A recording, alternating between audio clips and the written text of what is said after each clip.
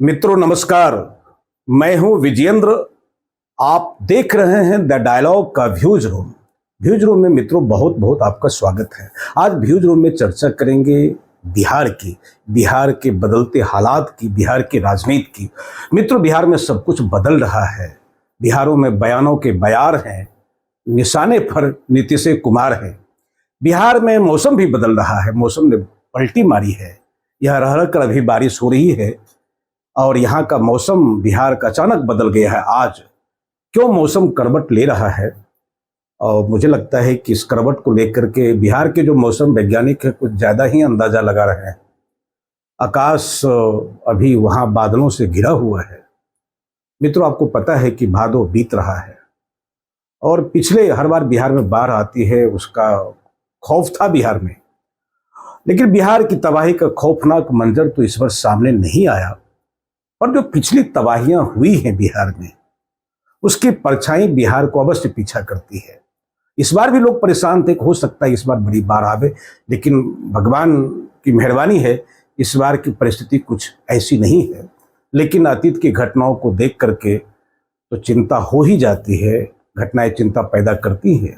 मित्रों मौसम का मिजाज देख बिहार की सत्ता भी बदलने लगी है। सत्ता ने भी अपना मिजाज बदल दिया है। सत्ता फिर करवट लेगी या किस करवट लेगी? जितना मुंह उतनी बातें हो रही है। राजग गठबंधन पर अभी भदवा लगता दिख रहा है। आशंकाओं के बादल उमड़ गुमड़ रहे। सत्ता बदलने के पहले जैसा वातावरण होता है या वातावरण बनाया जाता है, वैसा ही कुछ माहौल अभी मित्रों पटना में बनता हुआ दिख रहा है। वही कहानी फिर अभी सत्ता पलटने की आशंका निराधार नहीं है। कुछ तो गड़बड़ है भाई। जहां धुआं है यह बताता है कि वहां आग है। सत्ता परिवर्तन की इस आहट ने सबको घबराहट में डाल दिया है। मित्रों आपको पता है जब आग लगती है तो जान और माल की सुरक्षा की चिंता यूं ही बढ़ जाती है। ठीक उसी तरह बिहार में सभी दल क्या है, जो दुकानें हैं उनकी अपनी, जो प्राइवेट लिमिटेड कंपनियां हैं, तो सभी दल अपनी दुकानों को दुरुस्त करने में लग गए हैं। कौन किसके यहां डाका डाल दे कहना कठिन है। कौन विधायक कहां चला जाए सोचना कठिन है। क्योंकि मित्रों राजनीति केवल बिहार की नहीं, पूरे देश की राजनीति जब अनैतिकता और अमर्यादा के दौर से गुजर रही हो तो राजनीति भी एक कमोडिटीज की तरह हो जाती है, एकदम निष्प्राण और निर्जीव। इस तरह की व्यवस्था में अलाकमान के सामने किसकी हैसियत है कि कोई चू चपर कर ले या कह दे कि ऐसा क्यों हो रहा है। और ये विधायक सब जो होते हैं, जो जनप्रतिनिधि के नाम पर विधायक है हमारे सामने, तो इन दलों के दास जैसे हैं। इन्हें किसी भी तरह से कहीं भी हका जा सकता है, रिसोर्ट में रखा जा सकता है, गुलाम बना कर रखा जा सकता है। ये विधायक सब तो दलों की संपत्ति की तरह है और इनका इस्तेमाल किस तरह हो इन्हें पता नहीं है। ये अभिशप्त है इस्तेमाल होने के लिए। नेता क्या फैसला लेंगे, कब फैसला लेंगे, इन्हें क्या पता है। इन्हें तमाशबीन बने रहना है। क्यों पलटना, क्यों नहीं पलटना, इन नेताओं के लिए सभी गैर वाजिब सवाल हो गए हैं बिहार में। खैर मित्रों बिहार में आज प्रमुख दल जो बिहार, खास करके भारतीय जनता पार्टी, राजद और जदयू, इनकी बैठकें शुरू हो गई और इन बैठकों में यह बातें हो रही है कि जैसी भी परिस्थिति आवे, टूटने का या जुड़ने का या बिखरने का या बने रहने का, तब हमारे व्यवहार क्या होंगे, हमको क्या करना है, इस तरह के मंत्र पढ़ाए जा रहे हैं। कुल मिलाकर यह लगता है कि परिवर्तन की सारी पटकथा लिखी जा रही है और पढ़ी जा रही है। सभी दल, खासकर राजद ने भी, भाजपा ने भी अपने तमाम पार्षदों, विधायकों और हारे हुए प्रत्याशियों को भी बुलाया है। ऐसा लग रहा है कि कुछ होने वाला है।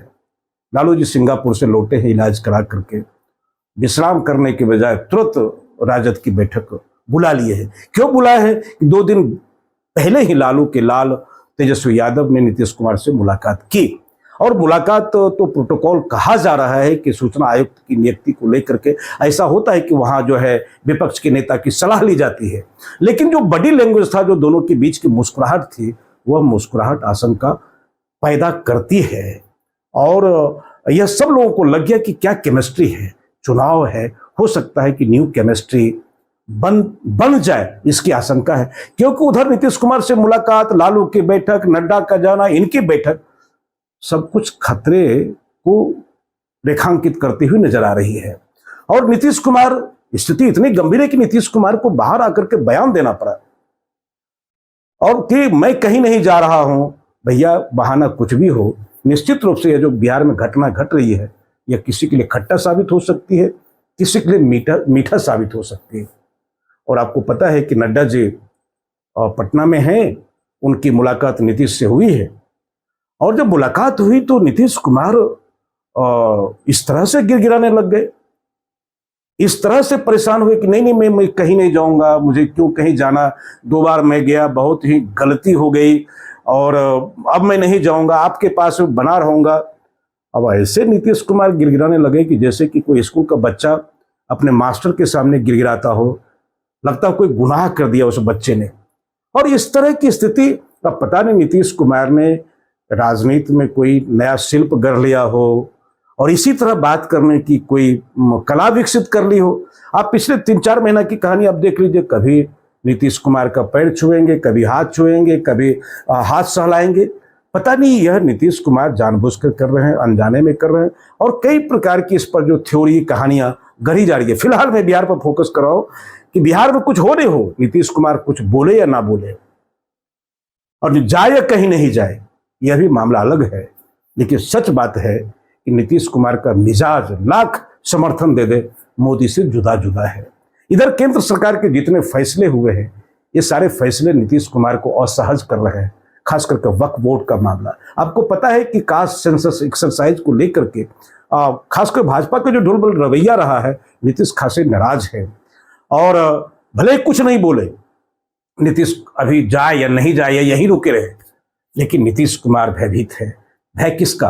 कि जो पिछले चुनाव में भारतीय जनता पार्टी ने चिराग को खड़ा करके नीतीश को औकात में लाया, ठीक उसी तरह से बिहार में प्रशांत फैक्टर सामने आ गया है। और यह प्रशांत फैक्टर इतनी तैयारी के साथ है, चिराग से बहुत ज्यादा तैयारी है। यह हो सकता है कि राजद और नीतीश कुमार की पार्टी को तबाह कर दे और तेजस्वी यादव का जो मुख्यमंत्री बनने का सपना है, उस पर भी विराम लग जाए। जो कार्यकर्ताओं की फौज खड़ी हो रही है और चिराग के लिए भी खतरा हो सकता है, उनके वोट बैंक में भी प्रशांत किशोर सेंध लगा रहे हैं। और स्थिति यह है कि प्रशांत किशोर के पीछे जो ताकत है, जो ब्रेन है, जो फौज खड़ी हुई है, गैर भाजपा सभी दलों के लिए एक खतरे की घंटी है।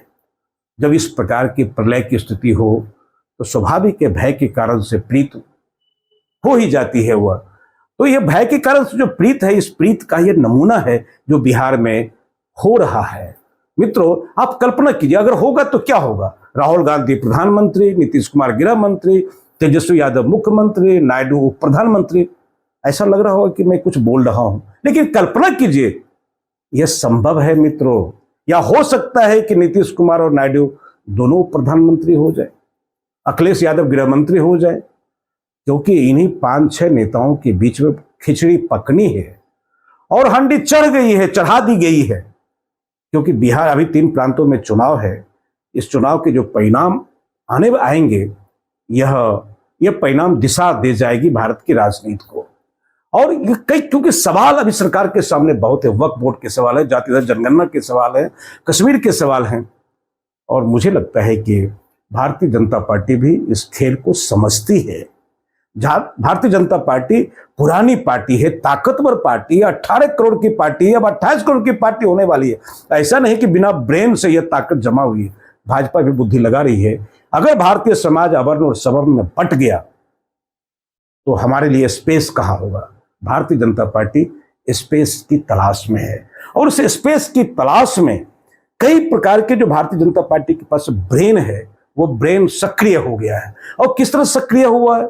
बिहार विधानसभा का चुनाव होना है और इस चुनाव में हार जीत तो निश्चित रूप से, जो अभी विधानसभा के चुनाव, बिहार विधानसभा नहीं, वो तो अगले साल है, लेकिन अभी जो चुनाव हो रहा है, इस चुनाव के हार जीत के जो परिणाम आएंगे, वो परिणाम वर्तमान पॉलिटिक्स को परिणाम प्रभावित करेगा। थोड़ा इंतजार हम लोग को करना पड़ेगा, क्योंकि नीतीश कुमार ने जो कहा है ना, वह अकारण उसको नहीं मान लें कि जो कहा है कि नहीं जाएंगे तो ऐसा ही रहेगा। मुझे लगता है कि एक तलाश हो रही है कि एक पुख्ता कारण मौजूद हो जाए। और भारतीय जनता पार्टी चालाक पार्टी है, बहुत ही शातिर पार्टी है, वो विरोधी भी अपना ही तैयार करती है। हो सकता है कि लालू यादव और जिस प्रकार से इंडिया ब्लॉक की तैयारी चल रही है, कल संकट हो जाए तो इनके घर का भी अपना कोई सेकुलर नेता हो जाए। हो सकता है नीतीश की को भेजा जाए कि आप हमसे गुस्सा करके नाराज होकर चले जाइए, किसी तरह से सड़क लीजिए और मुस्लिम मतों के बीच में अपनी पैठ बनाइए, या मुस्लिम मतों को ध्रुवीकरण ना होने दीजिए, उसको विभाजित रहने दीजिए। ऐसा करना भी राजग के लिए नीतीश कुमार का बहुत बड़ा सहयोग होगा, बहुत बड़ा योगदान होगा। तो ये बहुत चालाकी है कि हम सेकुलर भी हमारे घर से पैदा हो, अपोजिशन भी हम ही पैदा करेंगे। ये सब पार्टी की कवायद है और होना भी चाहिए कि राजनीति में जब आप आए हैं तो कोई हनुमान चालीसा पढ़ने के लिए नहीं आया है, कोई शाकाहारी राजनीति करने के लिए नहीं आया है, ये सब कुछ है। और प्रशांत किशोर अभी लगता है कि जो बी टीम की कहानी है उसी पटकथा के एक नायक यह भी है। Flat character, ground character Prashant Kishor नहीं है।